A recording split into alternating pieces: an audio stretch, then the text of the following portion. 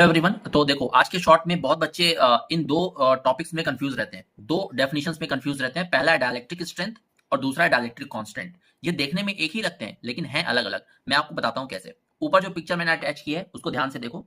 Dielectric strength क्या बोलता है कि कोई भी मटेरियल कितने वोल्टेज को झेल सकता है बिफोर ब्रेकडाउन।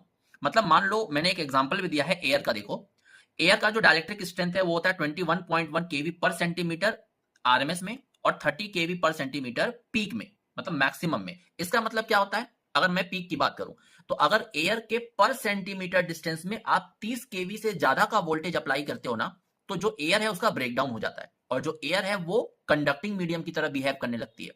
तो ये जो 30 केवी पर सेंटीमीटर है ना, ये लिमिट है कि इससे ज्यादा वोल्टेज अप्लाई मत करना अगर आप चाहते हो कि एयर इंसुलेटर की तरह काम करे।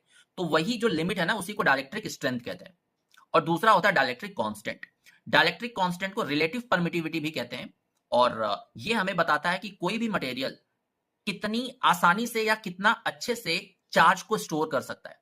आपने देखा होगा कि अगर हाई डाइलेक्ट्रिक कांस्टेंट का मटेरियल हम किसी भी दो प्लेट्स के बीच में लगाते हैं या कैपेसिटर के बीच में लगाते हैं तो जो कैपेसिटेंस है वो बढ़ जाता है, क्योंकि चार्ज का स्टोरेज बढ़ जाता है।